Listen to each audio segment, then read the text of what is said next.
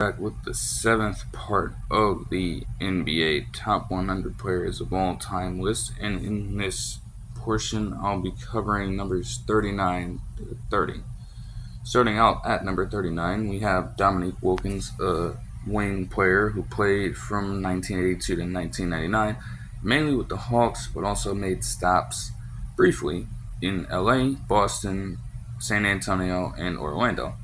All of those spots were unorthodox, but for his time in Atlanta, he truly became a legend there as a dynamic athlete over the course of multiple regular seasons, and especially during his heated battles in dunk contests with none other than Michael Jordan. We all remember the one that took place in 1988 where he infamously lost to the perfect dunk by Jordan, but he won two over the course of his career while participating in an overall number of five. During his career, he averaged 24.8 points per game with 6.7 rebounds per game and 2.5 assists per game on 46.1% shooting from the field in the regular season. However, when it came to the playoffs, he truly dropped off in overall contributions, and his lack of playoff success fell right in line with those sorts of developments. Overall, his 26,668 points ranked 15th all time. His 4.3 career offensive box plus minus ranks 21st, and his value over replacement player value of 50.6 ranks 37th all time. Now, he probably should have, with those types of numbers, gotten at least to a few finals appearances or so, even if he didn't necessarily win one. But he still carved out a historically great career for the majority of his tenure in the NBA, and he became a member of the NBA 75th anniversary team in 2022 and was inducted into the Hall of Fame. Number 38, I have John Havlicek, a forward guard who played from 1962 to 1978 with Boston and averaged 20.8 points per game with 6.3 rebounds per game and 4.8 assists per game on 43.9% shooting from the field. One of the core pieces of the Celtics dynasty. He was a 13-time All-Star for 13 consecutive seasons, made the All-NBA team 11 different times, and made the All-Defensive team 8 different times.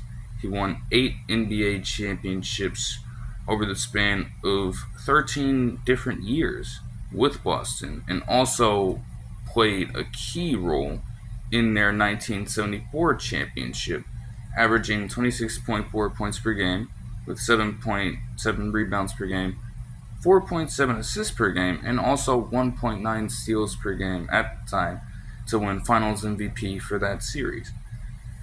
Multiple players on the squad recognized his greatness, and they had a major outpouring for him when he tragically passed over the past couple of years. Now, he was named one of the 50 greatest players in 1996 initially, was also named a member of the NBA 75th anniversary team in 2022, and is also a Hall of Famer. This could be a little bold, but given what he's been able to do since his ascent to stardom in 2017, I think it is well deserved to have Giannis Antetokounmpo at our number 37 spot. Now, he's logged minutes at every other position except center, even though he is technically a big, but he's obviously classified as a power forward. He's been in the league since 2013, obviously when he was drafted in the very middle of the overall event by the Bucks. And it was looking like it was going to be just another run-of-the-mill project player gone wrong. He was weak physically. He was not necessarily well versed in truly playing the game at the speed of which the NBA truly requires a player to have mastered by this point. Very disoriented early on in his career, but he decided to bulk up over the course of some years, getting stronger in the gym, becoming more mentally sound. And with all of that hard work, he rose to just superstardom from that point on. And he has had a historical stretch. He was an 8-time All Star since 2016, and that will probably continue. He's also been an 8-time All NBA team member for 8 consecutive years. He's made the All Defensive Team 5 times. He won back-to-back MVPs in 2018 and 2019. He won the Most Improved Player in 2016. He won the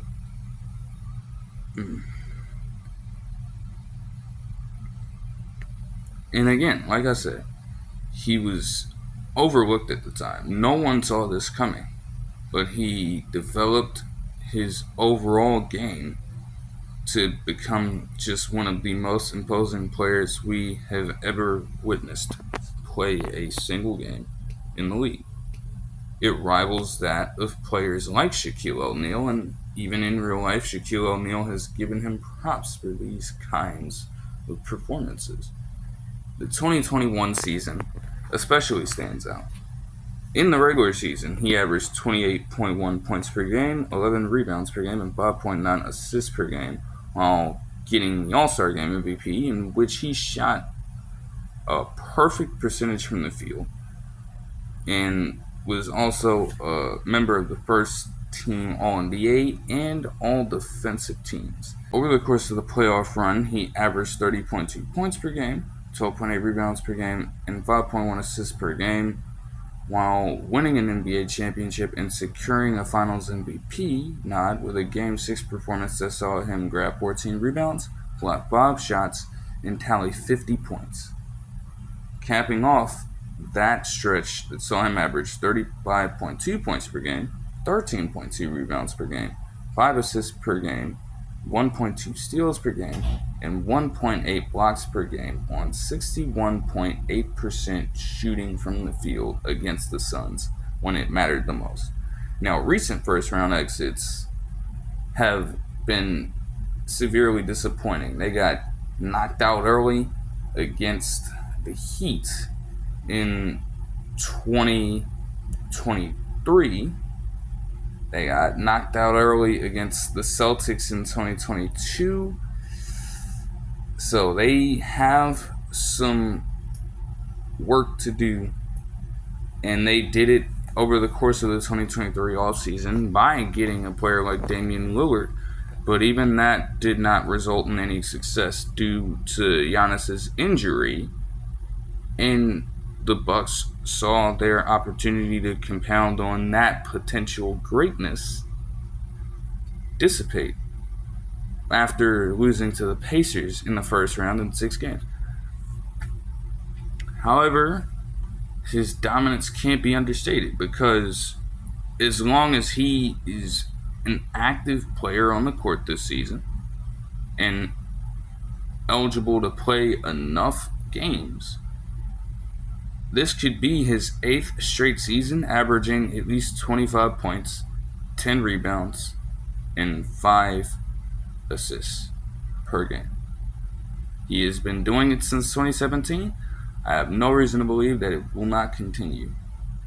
Now, again, he definitely needs to be trying to contend for more championships, and I'm not saying that he isn't, but to be given this kind of status, it would do him well to retain it by going out there and just continuing to play exactly how he does. Because, no, he can't shoot. He cannot shoot at all. That will not change. But he's also in the prime of his career, in which all he has to do is get himself in the paint and he'll kill a team. Build a wall if you can. He will still find a way to break through and just wreck all of your game plan up. It's that simple. At number 36, I have Billy Cunningham, a forward who played from 1965 to 1976 and split time between the NBA and ABA. He played for the Philadelphia 76ers and also the Carolina ABA team. Now, he averaged 21.2 points per game, 10.4 rebounds per game, and 4.3 assists per game on 45.2% shooting from the field. He made the All-Star team 5 consecutive years in between both leagues. He also made the All-NBA team 4 times and the All-ABA team once, while winning an MVP in the ABA for the Carolina squad, where he averaged 24 points per game, 12 rebounds per game, and 6.3 assists per game on 48.7% shooting from the field. He won an NBA championship with the 76ers in 1967, being one of their franchise cornerstones for quite some time, while also establishing himself to be an ABA legend, as he was named a member of the ABA all-time team as well, along with the NBA 75th anniversary team. And his early contributions were enough to get him on the 50 greatest players list in 1996. He was also inducted into the Hall of Fame. Because, of course. At number 35, I have Bob McAdoo, a center and power forward who played from 1972 to 1986 and split time between the ABA and the NBA. He averaged 22.1 points per game, 9.4 rebounds per game, He averaged 22.1 points per game and 9.4 rebounds per game on 50.3% shooting from the field. Between 1986 and 1993, he played in an Italian pro league, so it took him a little while to actually announce his retirement from the NBA. But still, even when he played, he was one of the more dominant bigs of that era. As I have to state as we go down this list, an era filled with an excess of talented, dominant big men.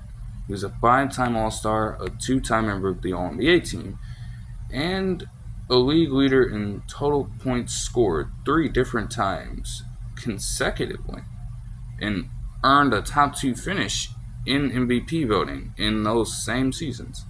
In 1974, he won an MVP while averaging 34.5 points per game, 14.1 rebounds per game, 1.1 steals per game, and 2.1 blocks per game on 51.2% shooting from the field, doing all that damage in 43 minutes a game. And the team was relatively successful. They finished 46-36 and garnered a second-round loss to Boston. He had 5 consecutive seasons with at least 25 points per game and 12 rebounds per game, and became a then Buffalo Braves legend. Obviously, they would become the Clippers in the NBA when the ABA was rendered defunct after 1976. A lot of the other destinations here, he was a Knick, he was a Celtic, he was a Piston for a little bit, and I think most people would associate him with that team secondarily.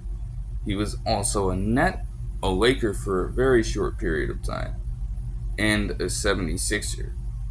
That short stint with LA gave him 2 NBA championships, and he was also named a member of the All-NBA 70. He's also named a member of the NBA 75th anniversary team and inducted into the Hall of Fame. Number 34, I have Reggie Miller, a shooting guard who played from 1987 to 2005. All of those years spent with Indiana, as he became one of the greatest players to ever play with a single franchise, rather than being a player who would go to team after team after team when things weren't going well. He garnered 5 All NBA appearances and made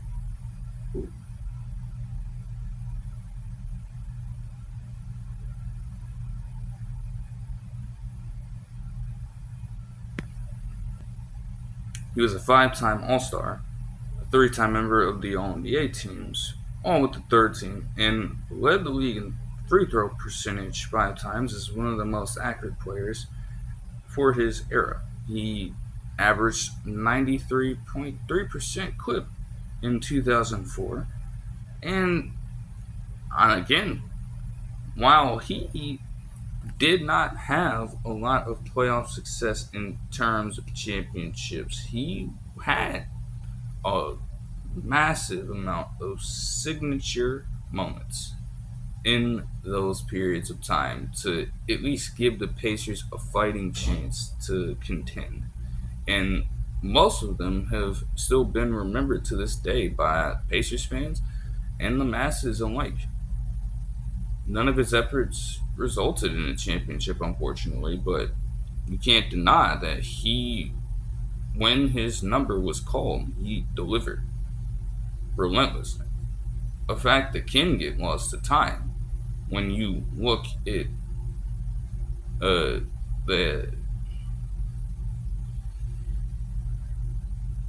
that is a fact that can get lost in time when you look at the landscape today around ring culture and so on and so forth.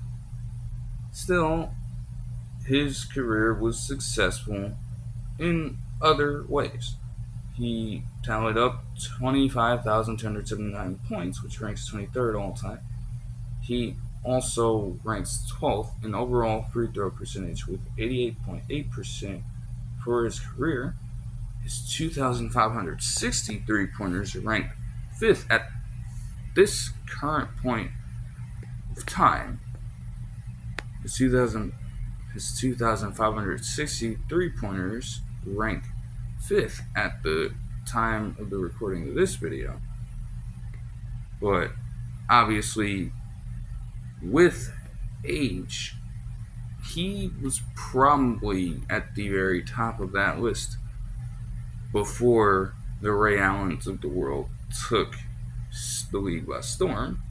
His 1,389 games played over the course of his career also ranks 14th, and his net offensive rating of 121.5 ranks 6th all time. He was named a member of the NBA 75th anniversary team in 2022 and is also a Hall of Famer.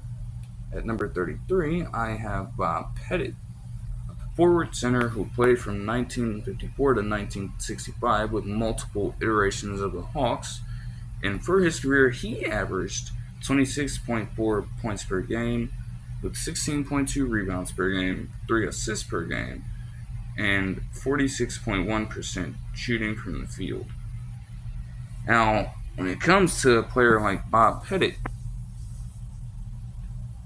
seeing as he entered the league while Mikan was pretty much on his way out, he was probably the next greatest thing. He made the All-Star every single year of his career. He made the All-NBA team every single year of his career. He led the league in total points twice and led the league in rebounds in 1955 with 16.2 rebounds per game. He got consideration for MVP in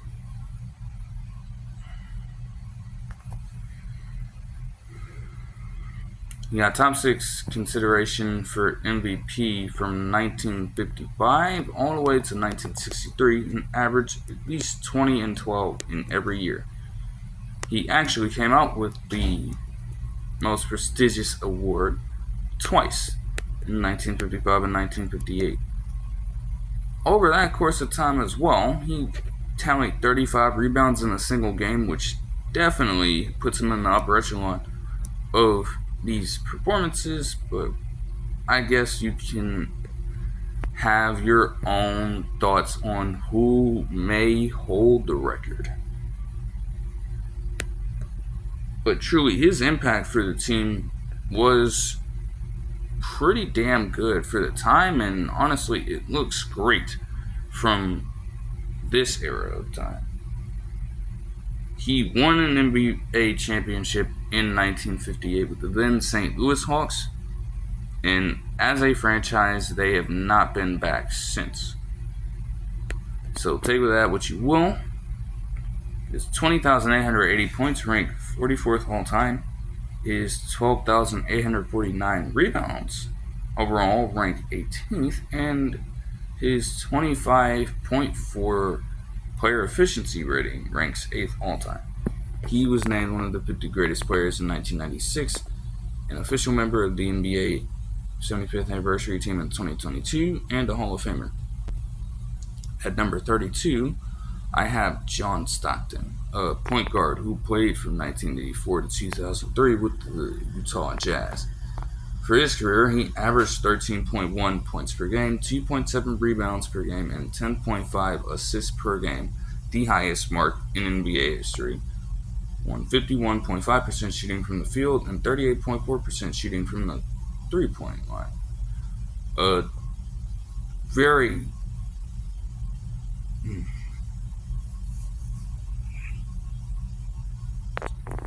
the pinnacle of offensive playmakers and facilitators, and one of the ultimate pests on the defensive end of the ball. A truly pesky perimeter defender. He was a 10-time All-Star, an 11-time member of the All-NBA team, a 5-time All-Defensive team member, a league leader in assists for 9 consecutive times, and the league leader in steals 2 times. He had 10 straight seasons averaging at least 14 points, 11 assists, and 1.5 steals from 1987 to 1996. His assists and overall steals are records that will probably never be broken, while his 120.5 net offensive rating ranks 11th all time.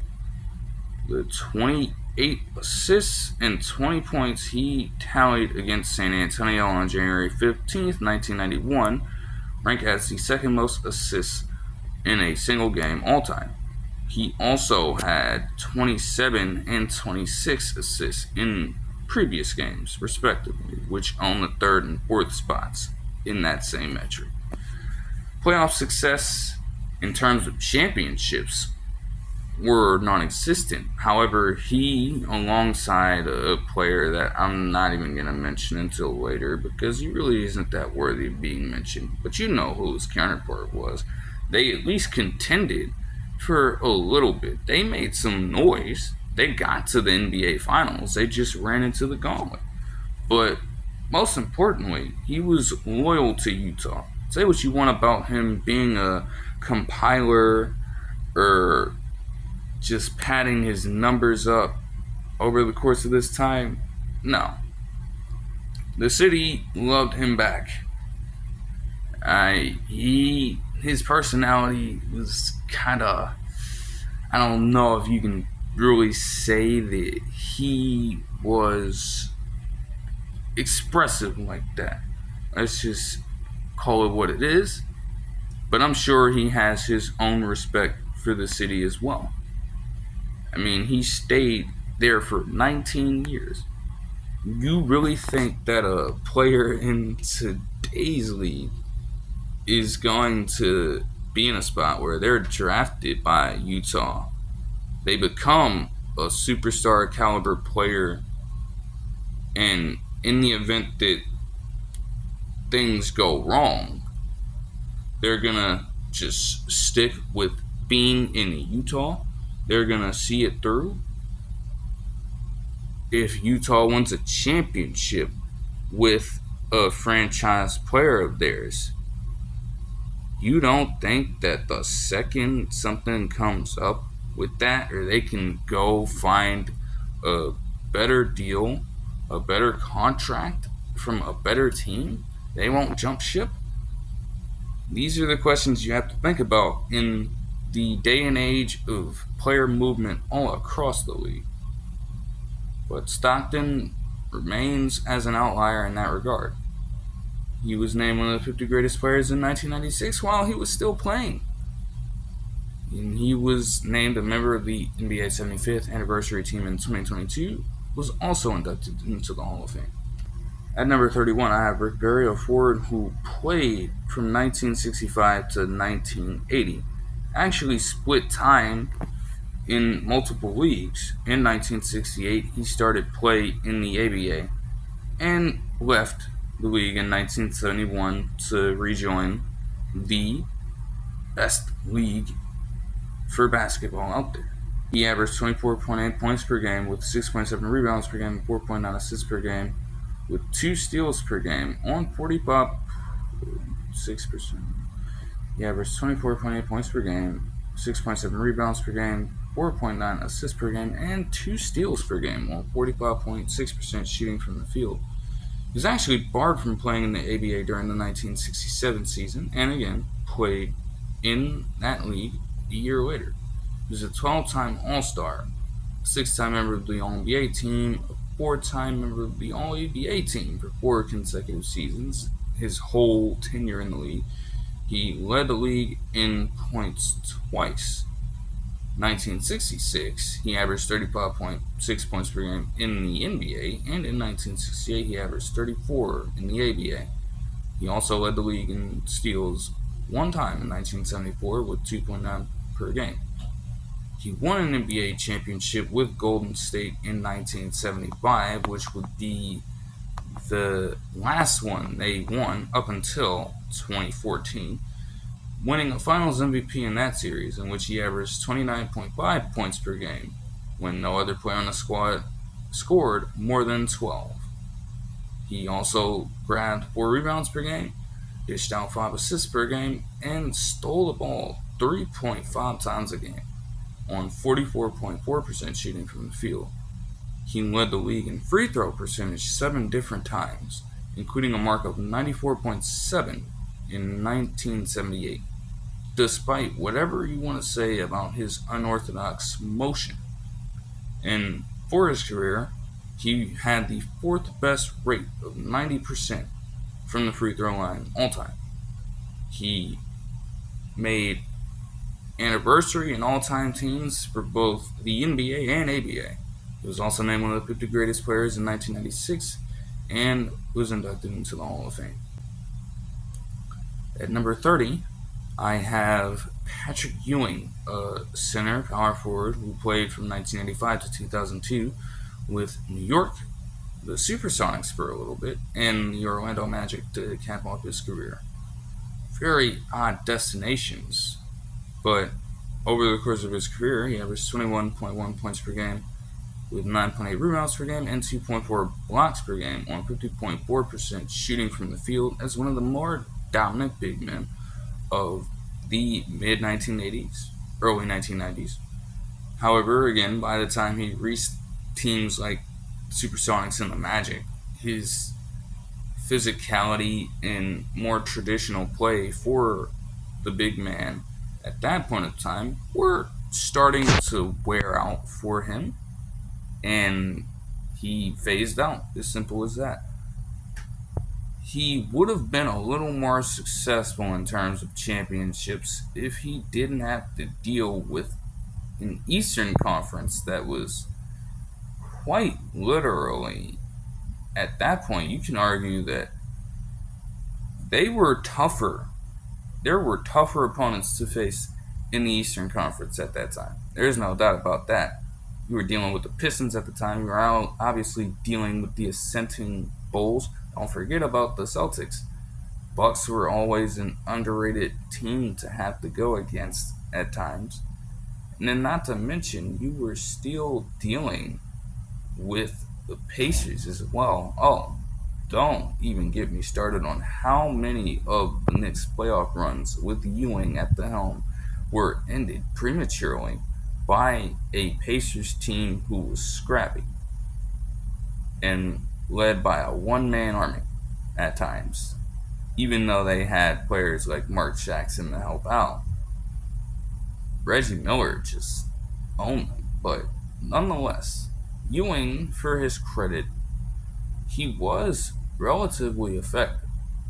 He was an 11-time All-Star, a 7-time member of the All-NBA team, and a 3-time member of the All-Defensive team. Honestly, when you look at his defense, you're kind of left surprised and confused as to why he doesn't have a little more nods here. He averaged 20 points per game and 10 rebounds per game for 9 straight seasons between 1989 and 1997. He also grabbed up 11,607 rebounds over the course of his career, which ranks 25th in NBA history. 2,894 blocks, ranks 7th in NBA history. And he was also named one of the 50 greatest players in 1996, a member of the NBA 75th anniversary team in 2022, and a Hall of Famer. That'll do it for this one. I hope you guys enjoyed the video, and I'll see you guys in the next one, where I will cover numbers 29 to 20. Let's just say that things can get really interesting with this assortment of names coming up. Peace.